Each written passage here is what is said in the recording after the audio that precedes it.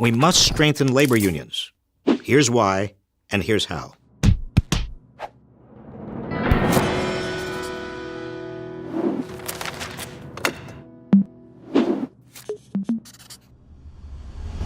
We need stronger unions. 50 years ago, workers joined together to get a bigger share of the economy's gains. Unions not only raised wages, but also improved working conditions for everyone. Pressed for legal protections, like the 40-hour work week and worker safety, and thereby strengthened the economy overall.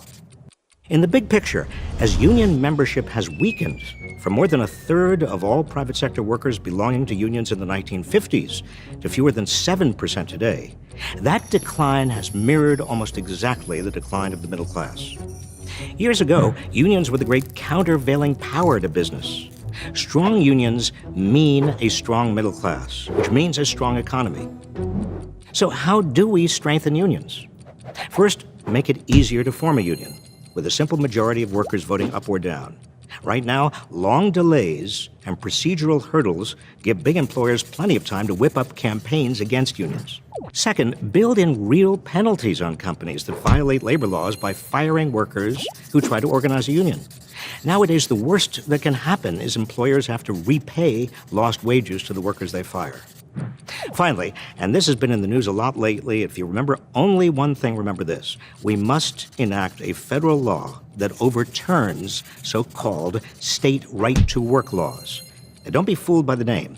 It's a backdoor to destroying unions. If no one pays dues, unions have no resources to organize, and that means lower wages and the loss of other worker protections. In fact, wages in right-to-work states are lower than wages in non-right-to-work states by an average of about $6,000 a year. Workers in right-to-work states are also less likely to have employer-sponsored health insurance and pension coverage.